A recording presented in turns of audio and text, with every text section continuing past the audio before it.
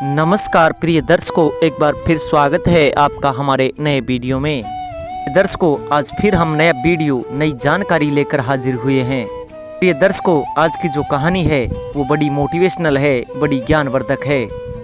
दर्शकों, आज का जो प्रसंग है, आज की जो कहानी है, एक टिटहरी की कहानी है। टिटहरी की कुछ ज्ञानवर्धक बातें।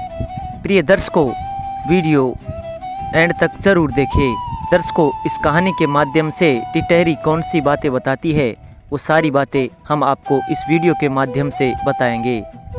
दर्शकों, वीडियो बड़ा मोटिवेशनल है, बड़ा ज्ञानवर्धक है। प्रिय दर्शकों, वीडियो शुरू करने से पहले जो लोग हमसे नए जुड़े हैं वो हमारे चैनल को सब्सक्राइब कर ले, ताकि हमारा आने वाला हर वीडियो पहले आप लोगों तक पहुंच सके और उसका आप फ़ायदा उठा सके। ये प्रिय दर्शकों, देखते हैं आज के ये प्यारा सा वीडियो, ये प्यारी सी कहानी। दर्शकों, अगर जीवन में खुश रहना है तो इन बातों को अवश्य सुनिएगा। दर्शकों, हम आपके लिए एक बहुत ही ज्ञानवर्धक प्रसंग लेकर आए हैं। समुद्र तट के एक भाग में एक टिटहरी का जोड़ा निवास करता था।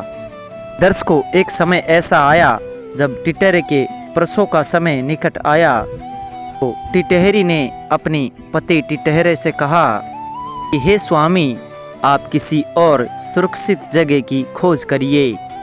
दर्शकों, टिटहरे ने कहा, हाँ, सभी स्थान सुरक्षित है, इसलिए तू चिंता बिल्कुल भी मत कर। टिटहरी ने कहा कि हे स्वामी, जब समुद्र में जब ज्वार भाटा आता है तो उस ज्वार भाटा से उठने वाली लहरें हाथ वाले हाथियों को भी खींच ले जाती है, इसीलिए हमें दूसरा सुरक्षित स्थान ढूंढना अति आवश्यक है। टिटहरा ने कहा कि समुद्र की इतनी हैसियत नहीं है कि वह मेरी संतान को कोई हानि पहुंचा सके। समुद्र मेरे से डरता है, इसलिए तू बिना किसी चिंता, बिना किसी बहके अंडे इसी स्थान पर दे दे। दर्शकों, टिटहरा की ये बातें समुद्र ने सुन लिया। दर्शकों, समुद्र ने सोचा कि ये टिटहरा बड़ा ही अभिमानी है, घमंडी है, इसलिए ये आकाश की तरफ अपनी टांगे करके सोता है। को लगता है कि आकाश को गिरने से यह रोक लेगा। का अभिमान तो नष्ट होना ही चाहिए। यह सोचकर समुद्र ने ज्वार आने पर टिटहरे के अंडों को लहरों के साथ बहा दिया। दर्शकों, टिटहरी ने जब अपने अंडों को समुद्र में बहते हुए देखा तो वह रोने लगी और टिटहरा से कहने लगी कि अरे मूर्ख, ने ये पहले ही कहा था कि समुद्र की लहरें तेरे अंडों को बहा ले जाएंगी, लेकिन तूने घमंडवश मेरी बातों पर ध्यान नहीं दिया। दर्शकों, अपने परिजनों की बातों पर जो अमल नहीं करता उसकी दुर्गति जरूर होती है। इसके अलावा बुद्धिमानों में भी वही बुद्धिमान सफल होते हैं तो बिना आई विपत्ति का पहले से ही उपाय सोच लेते हैं। उनकी बुद्धि तुरंत ही अपनी रक्षा का उपाय सोच लेती है। तो होगा देखा जाएगा, ऐसा कहने वाले लोग जल्दी ही नष्ट हो जाते हैं। टिटहरी की ये बातें सुनकर टिटहरा ने कहा, औरों की तरह मूर्ख और निष्कर्म नहीं हूँ, मेरी बुद्धि का बल देखती जा। मैं अपनी चोंच से जल भरकर समुद्र को सुखा दूंगा। समुद्र के साथ तेरा बैर अच्छा नहीं होगा। इस विशाल समुद्र पर क्रोध करने से कोई फायदा नहीं है। अपनी शक्तियों को देखकर हमें किसी से बैर करना चाहिए, नहीं तो जिस तरह आग में पतंगा जलकर राख हो जाता है, उसी प्रकार समुद्र से तेरा बैर अच्छा नहीं है। दर्शकों, लेकिन वह टिटहरा अपनी दम पर समुद्र को सुखाने की बात पर अड़ा रहा। टिटहरी ने फिर से कहा कि जिस समुद्र को गंगा, यमुना जैसी नदियाँ पार जल से भर रही हैं, उस विशाल समुद्र को तेरी ये छोटी सी चोंच, इसमें बूंद भर जल आता है, वह कैसे समुद्र को सुखा पाएगी। यदि तूने समुद्र को सुखाने की जिद ही कर रखी है तो सबसे पहले अन्य पक्षियों की भी सलाह ले ले।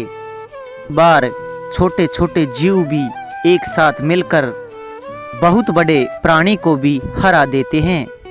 टिटहरा ने कहा कि तेरी ये बात मुझे अच्छी लगी। ठीक है, मैं दूसरे पक्षियों की मदद से समुद्र के जल सुखाने का पूर्ण प्रयत्न करूँगा, पूरा प्रयास करूँगा। टिटहरे ने अन्य पक्षियों को बुलाकर अपनी सारी बातों को कहा और पक्षी बोले कि हम सब इस कार्य के लिए आसक्त हैं। तू हमारा मित्र गरुड़ है, वही कुछ कर सकता है, उसी के पास चलना उचित होगा। कहकर टिटहरा सहित अन्य पक्षी गरुड़ के पास जाकर अपना दुख सुनाने लगे। सभी पक्षी कहने लगे कि हे गरुड़ महाराज, आपके रहते हुए समुद्र ने पक्षी जात पर अत्याचार किया है और इस अत्याचार की रोकथाम होनी चाहिए।